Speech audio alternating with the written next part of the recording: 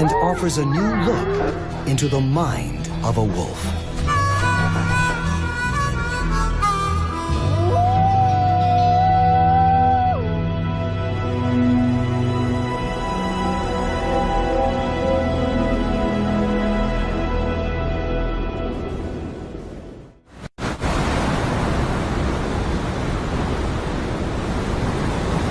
On a windswept plateau, a young wolf battles for survival.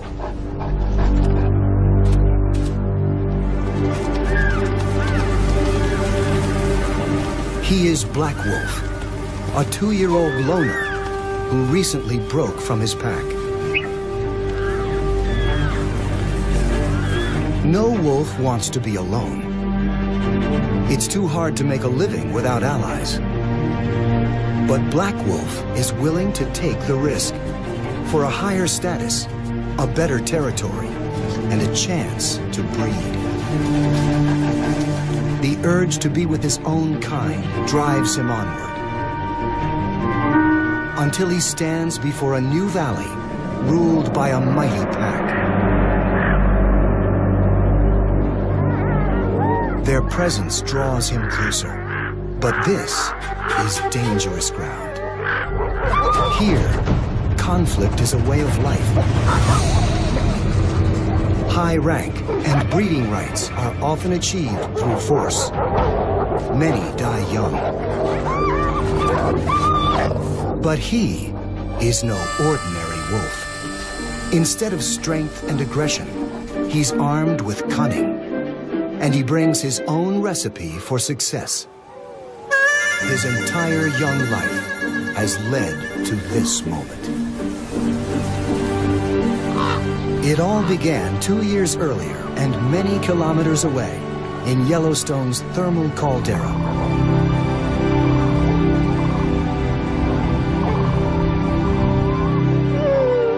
Little is known of Black Wolf's early life. Knowledge of other Yellowstone wolves can paint a broad picture. Like all wolves, he was born within a family unit, a pack. In this pack, a white female is the reigning matriarch. Her daughter is a subordinate and Black Wolf's mother. At 2 months, the youngsters enjoy a pampered life. The adults constantly feed, groom, and generally fuss over them. His grandfather, the pack's alpha male, takes charge of today's food delivery. He won't allow other adults to eat until the little wolf gets his fill. Young pups are exempt from the hierarchy of adult society. Their job is to eat and play. But they develop a pecking order of their own. Black Wolf usually ends up on the bottom. His brothers and sisters practice the dominance they'll use later in life. But aggression isn't really his thing. He just loves the game and exploring the riverbank beside the den.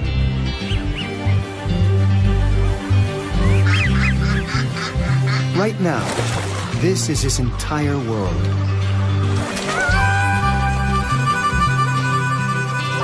But there's plenty for a curious pup to discover.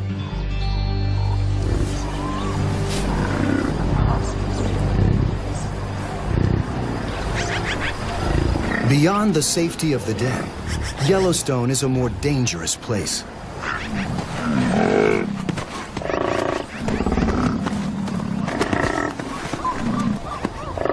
Black Wolf's grandfather must face the hazards if he's to feed his pack. Wolves are hunters, but when he finds an elk carcass, he turns scavenger. Problem is, he's not alone.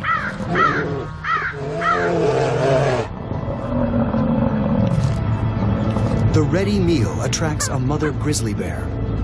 The wolf protests, but there's little he can do against 130 kilos of muscle and thick hide. But even a bear must be careful.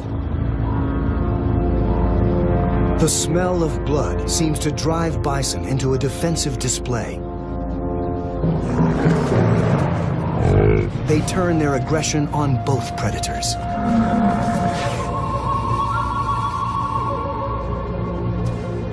Finally, the grizzly has had enough. She rejoins her waiting cubs to look for an easier meal. In this game of round robin, perseverance pays off. The young ones are blissfully unaware of the effort it takes to feed them. They're putting on about 1.5 kilos a week, eating nearly every day.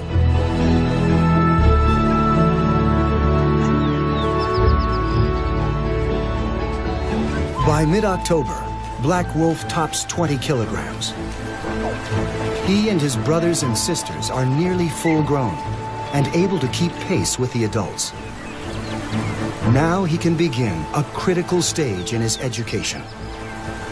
His first lesson in hunting.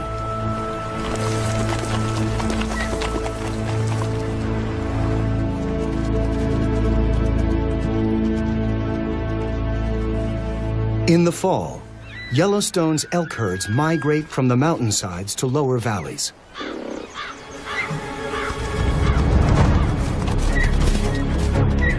The wolves know where to find them. The alpha male leads the charge, and the other adults synchronize their attack. A few steps behind, the youngsters watch and learn.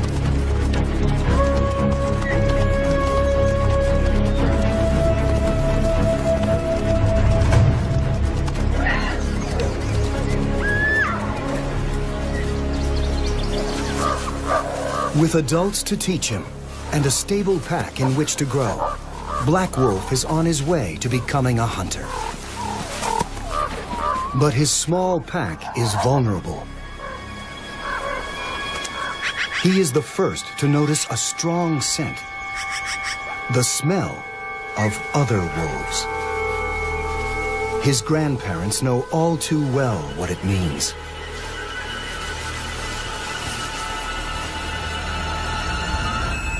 Invaders. A rival clan from the south has slipped into their territory. They're a large pack of tough bison hunters, and they're looking to grab this land by intimidation or by force.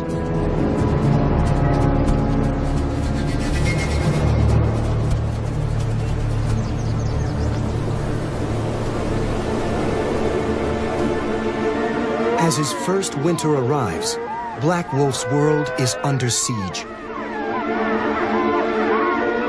His family challenges the intruders, but their howls betray the small size of the pack. The invaders know they have the advantage, and they charge. Their mission is to destroy the heart of the small pack by killing its leaders.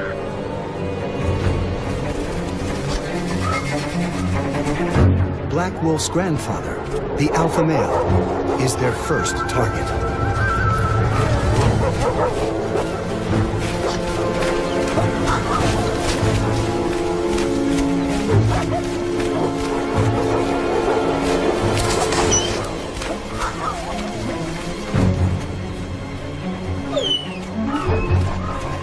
The pup is too young to intervene. He can only flee as the mob catches up with the alpha and kills him on the spot.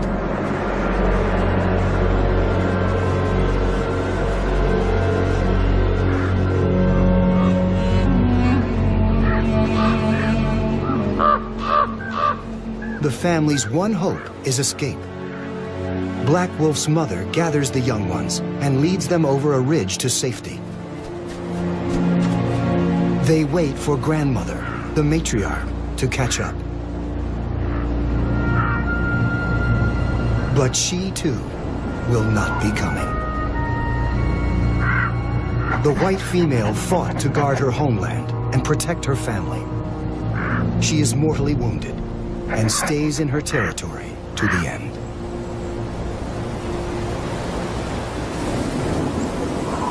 Black Wolf, his mother, and 3 siblings are cut adrift.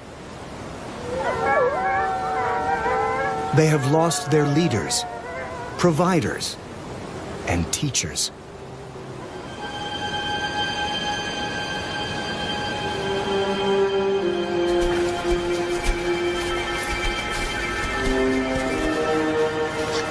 His mother cannot hunt and care for all the young on her own. Wolves routinely go several days without food. After 2 weeks, the pangs of hunger grow more intense.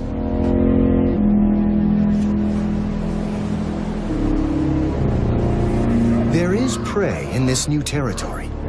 Black Wolf has never hunted before.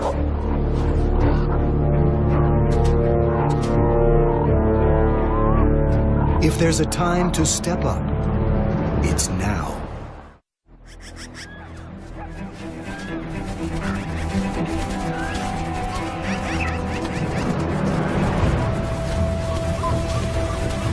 Black Wolf draws on his powerful instinct for the chase. He tries to tap into what he's learned.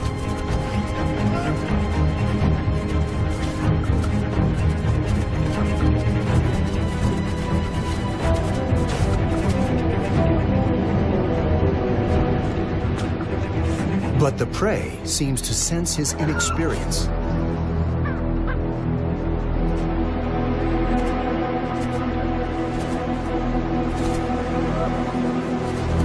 He can't put the pieces together, and his hunger only grows.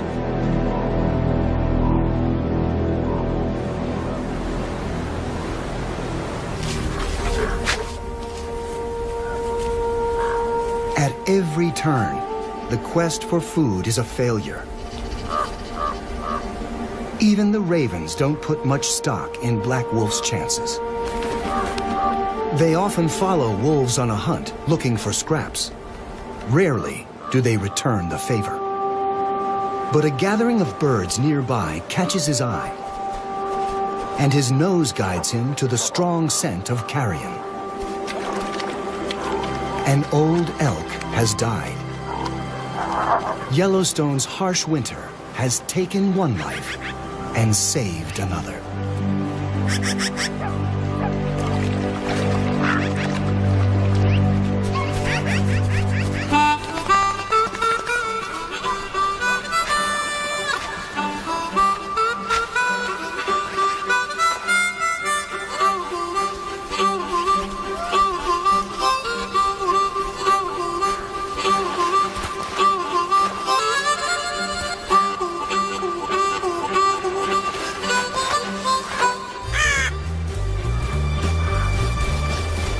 The windfall feeds the entire pack, but such lucky finds are few and far between.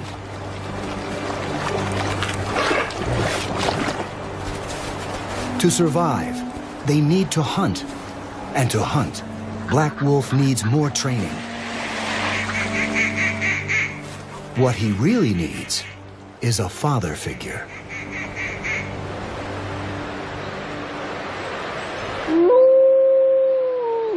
Each day, Black Pup's mother sends up a message.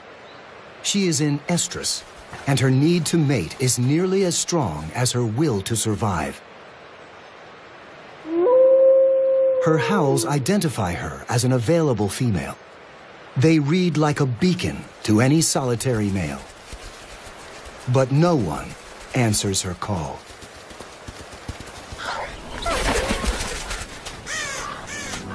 For 2 more weeks, she tries to scavenge enough food for the ragtag family. But the job is too big for her alone.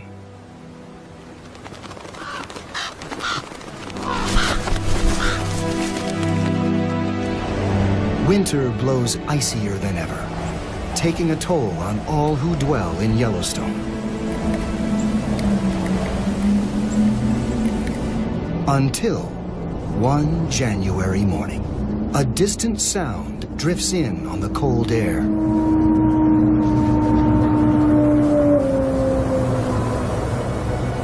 A young male wolf wanders into the neighborhood. He's a disperser, a wolf out on his own, searching for a mate. The young mother eagerly responds.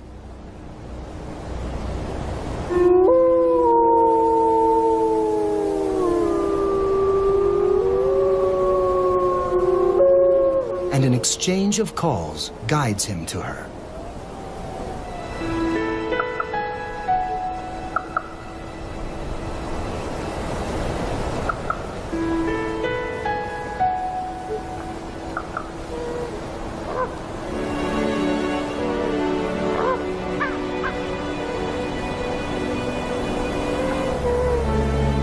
And a brand new wolf pack forms in Yellowstone.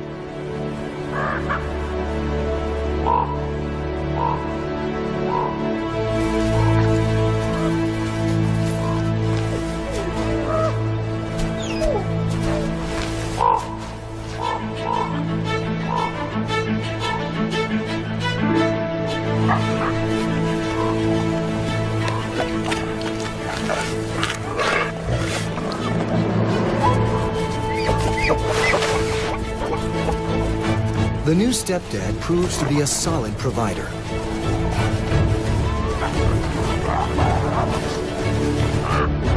The pack is safe from starvation.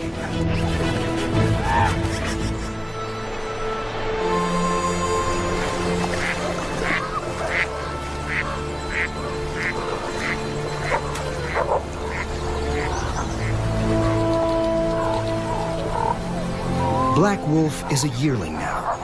It's time to share the burden of bringing food for the family. He must become an elk hunter. One morning, his stepfather leads him and his brother to a nearby pond. A small group of cow elk have come to drink. Black Wolf eagerly launches the chase. But as before, the prey fights back. A kick from an elk can break a wolf's jaw.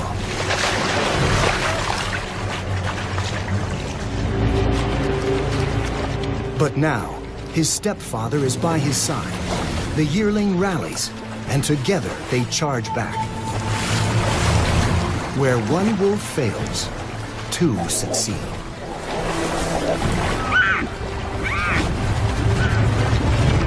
Finally, brother charges in to help finish the job. Black Wolf is a hunter now. Yet, in the moment of triumph, this successful partnership is about to be broken. At the end of his second year, he feels an irresistible calling. The urge to mate pulls him away from his family. To answer the call, he must leave. He begins to wander to the edges of his home territory for days, then weeks, until one day, he doesn't turn back.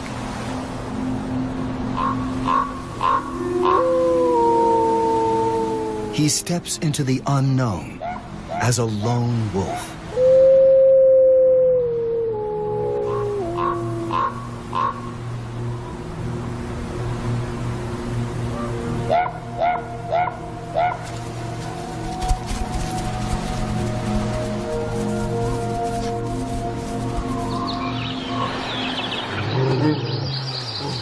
Most young males choose to disperse like this, but it's tough going. Food is harder to catch and keep. Large prey is too formidable. He needs to think smaller. Much smaller.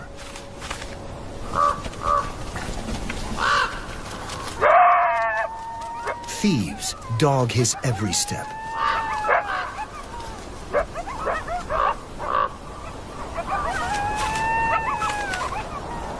No morsel is too meager for a coyote to steal.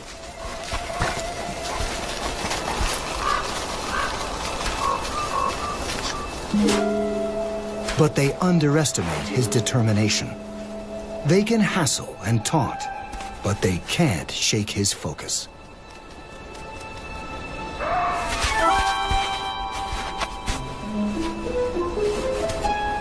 Black Wolf gets his rodent. But the coyotes get the last word.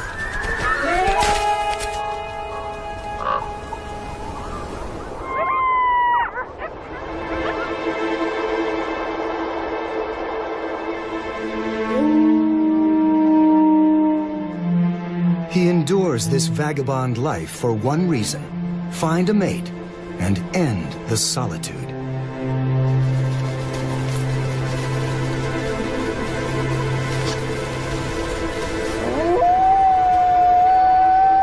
Black Wolf calls out and listens for a reply. There's something in the distance, a sound, but not a wolf. Something strange and frightening and getting closer.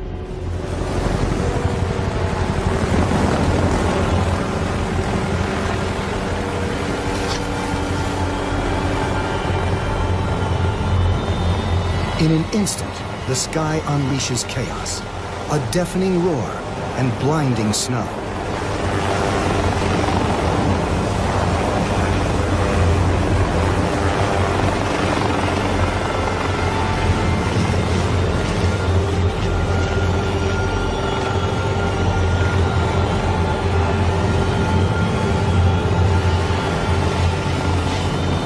Then, a sharp sting, and he slips into darkness.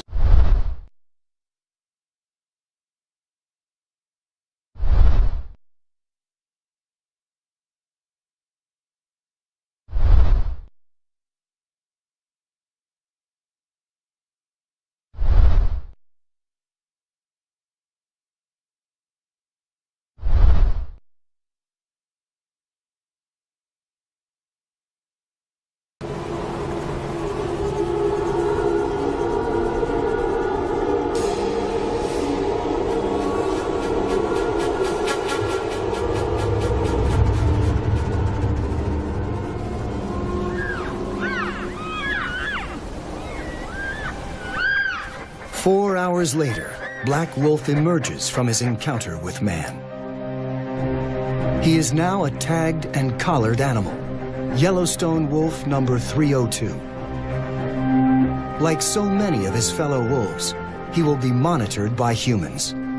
Now, his movements and behavior will be well documented.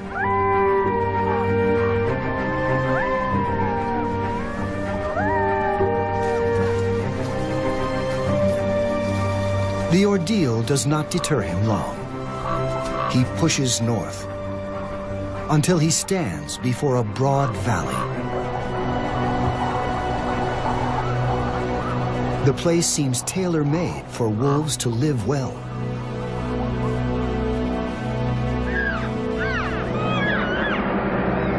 And they do. One of Yellowstone's largest wolf packs rules this valley. The Druid Peak Pack, 17 wolves strong. He's an outsider here, an enemy. Strolling into their territory is asking to be attacked.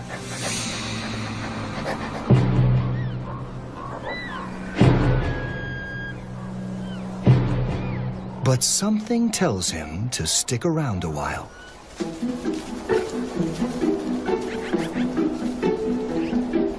A pretty face can have that effect.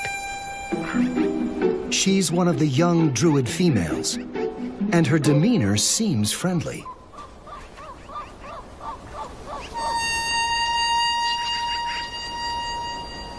Downright enthusiastic is more like it.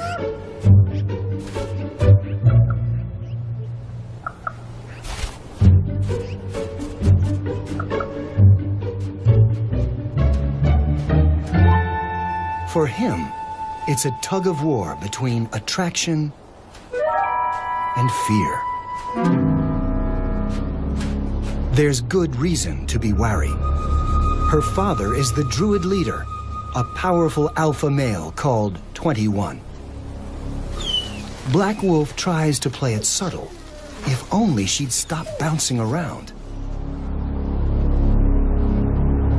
Too late. Alpha males kill intruders like him.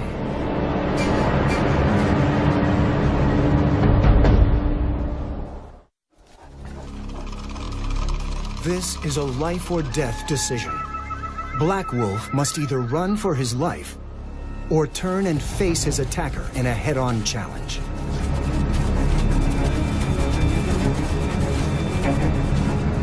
But given two options, he picks a third. He faces his rival, then immediately surrenders.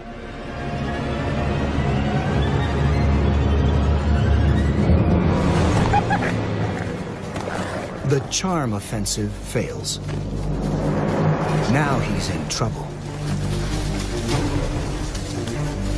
In his panic, he runs straight for the park road. A bad idea. More than a dozen Yellowstone wolves have died in traffic. Most won't go near it. But that is his saving grace. The road is like a force field. It stops the attacker in his tracks.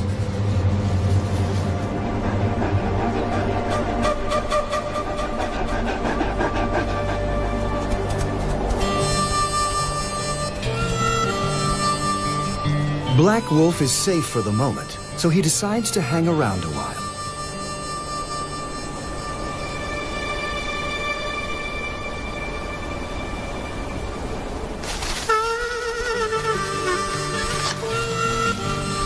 He flits about the pack,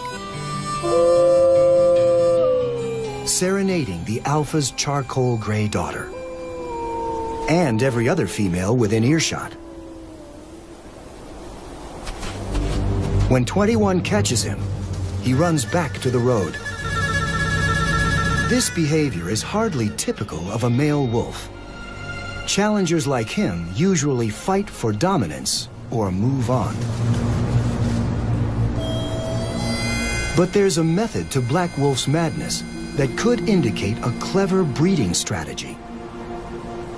The Druid pack has many females, but 21, the Druid alpha, can't mate with them because they're his relatives, mostly daughters.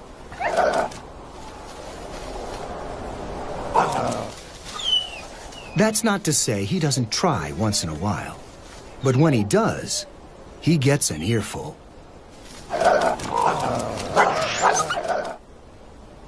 It's how wolves avoid inbreeding.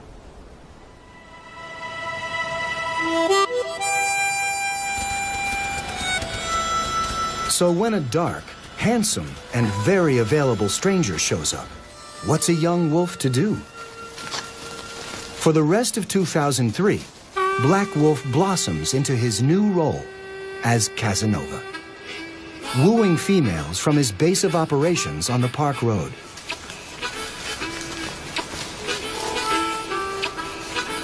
The charcoal female especially finds him irresistible. Pretty soon, she's spending more time with him and less with her father's pack. Typically, a couple like this forms a pair bond and starts its own pack. But it turns out Black Wolf is not a one-woman guy. He seems content to stay right where he is, cavorting with multiple Druid females and mating with them on the sly, but bonding with none. He passes another year without commitment, free of any responsibility.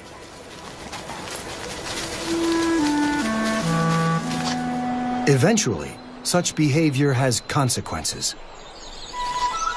In 2003, Black Wolf becomes a father.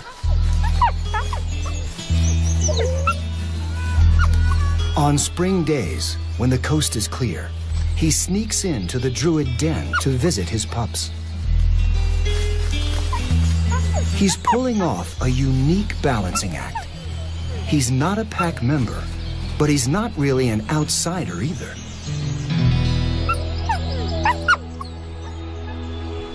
Perhaps he's just biding his time, sensing an impending opportunity.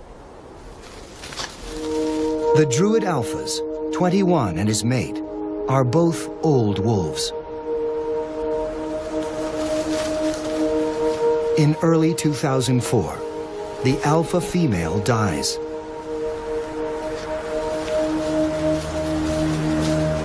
A few months later, 21 himself climbs a high ridgeline and disappears.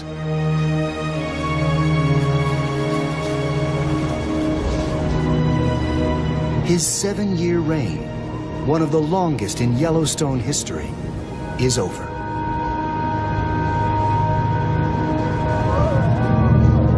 The loss leaves the Druids reeling and desperate for a leader. Some even abandon the pack. This could finally be Black Wolf's moment. But not so fast. A new candidate saunters into the valley. Another dark stranger. And he intends to rule the Druid pack himself. The newcomer to the valley is no stranger. He's actually Black Wolf's younger brother, a male called 480.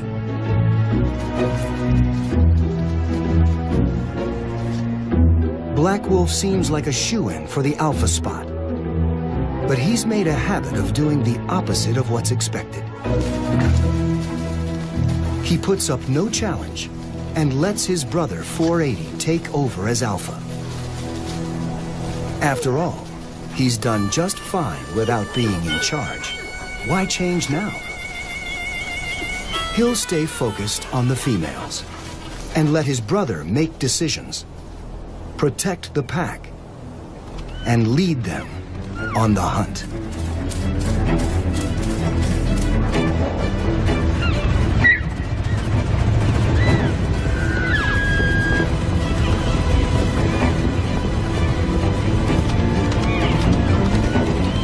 With 480 in charge, the Druid Peak pack begins to recover.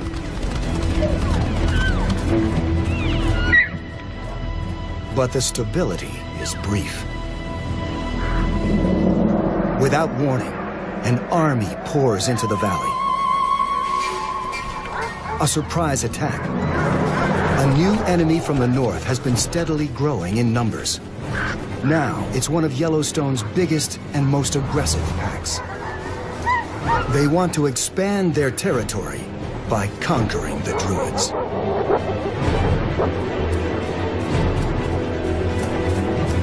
For the second time in his life, Black Wolf is on the losing side, outnumbered and on the run. As the Druids flee, he falls back on old instincts. He makes a beeline for the park road, his sanctuary.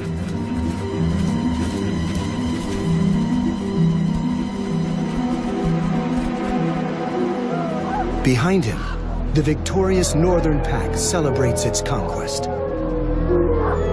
The Valley of the Druids is theirs.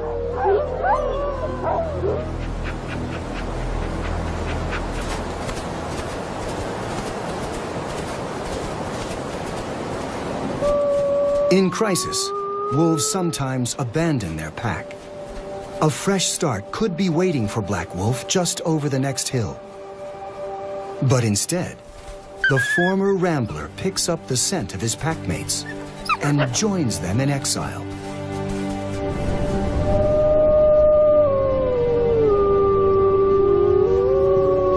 It is a bleak time. Disease sweeps through Yellowstone. In 2005, no Druid pups survive. Under the strain, the pack fragments. The once mighty Druid clan dwindles to just 4 wolves. Black Wolf, the Alpha 480, and 2 females. Together, the 4 wolves survive to greet another spring.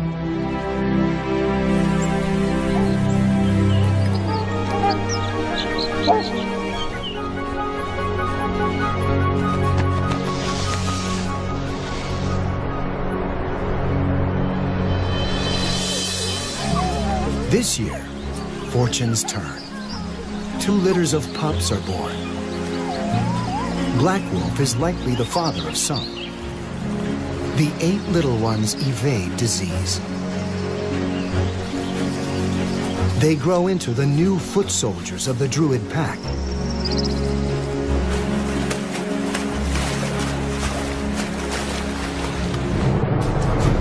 After 2 years in exile, the Druids are eager to take back what is theirs.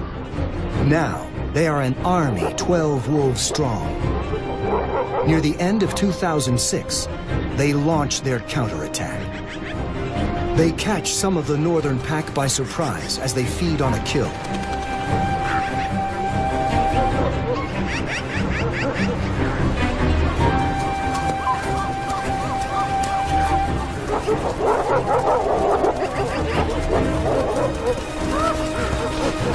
Black Wolf is in the thick of the fray.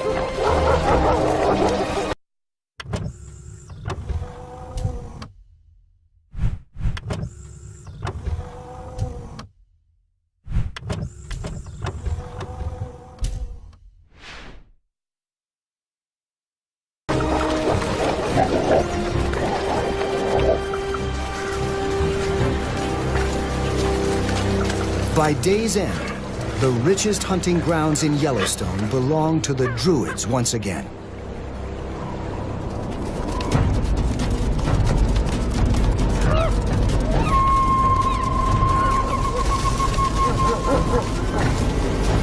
Black Wolf is now 6 years old, a tough animal, and the Druids' best hunter.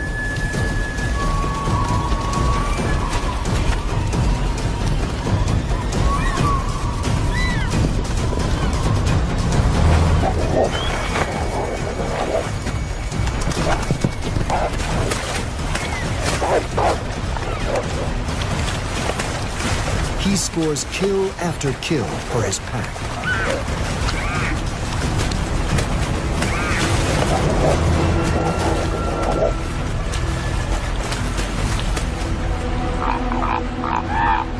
By now, he provides for the family as much as any alpha. He should be settling into his golden years as a pack elder, but new problems keep turning up.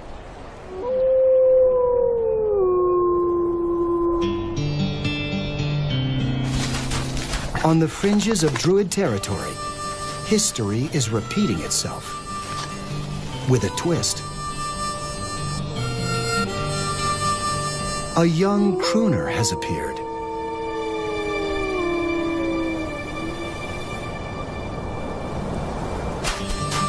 And he's romancing the Druid females.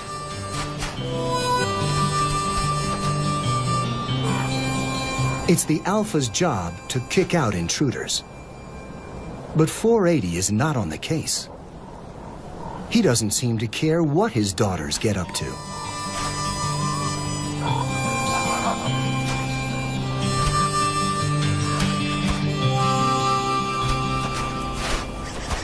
Black Wolf, on the other hand, definitely minds.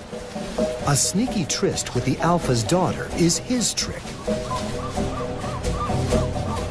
No young upstart is going to beat him at his own game.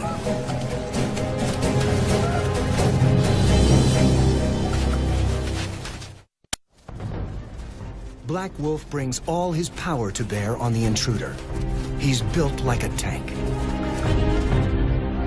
But the spry Don Juan is a slippery opponent, running circles around his aging rival. It's like he's using pages out of Black Wolf's old playbook. Clearly, other males can pull off the Casanova strategy as well as he can. If the old wolf is going to do the work of an alpha, he should at least get the benefits. But no, he still has to endure life as a subordinate. 480 never misses a chance to remind him who's boss. It could be that Black Wolf has finally outgrown the Druids.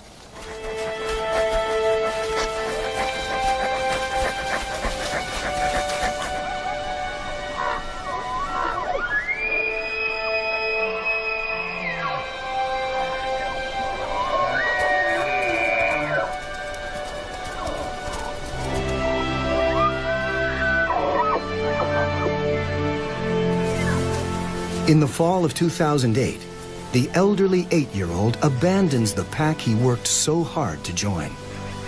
It's a bold move that's usually reserved for wolves a quarter his age, journeying into a new territory, looking for a mate.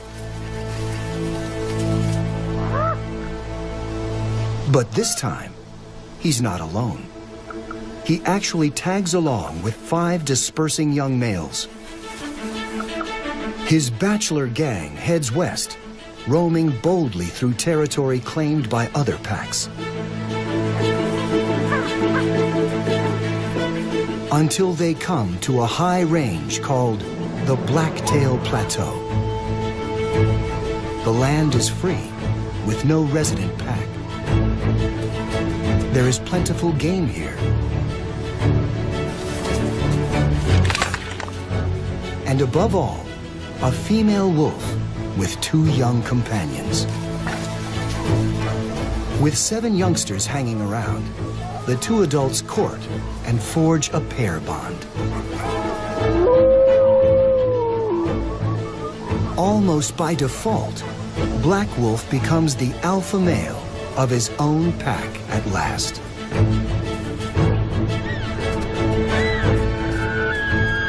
Yellowstone wolves seldom live past 5. Black Wolf is nearly 10.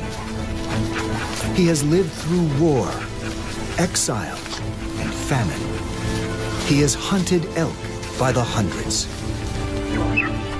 Few wolves can match his experience.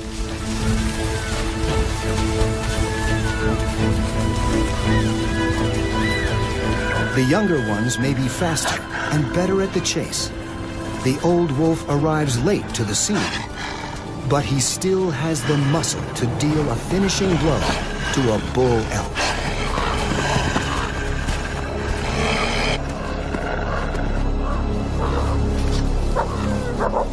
Under his steady leadership, the new pack thrives.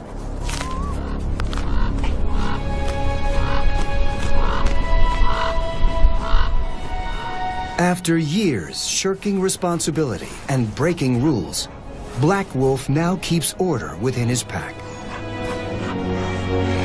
And after years as an opportunist who perfected the art of mating on the sly, now he enforces his sole right to breed. It has been a long journey from renegade to alpha. In early October 2009, he sets out to patrol his territory. He never returns. He probably clashed with enemy wolves and died defending his pack's home. He lived longer than almost any wolf in Yellowstone by avoiding such conflict.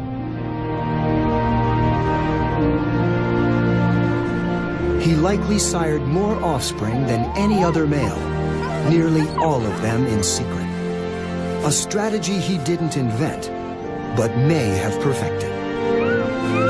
Just before the end, he witnessed the birth of one final litter, the only pups he ever fathered as an alpha male.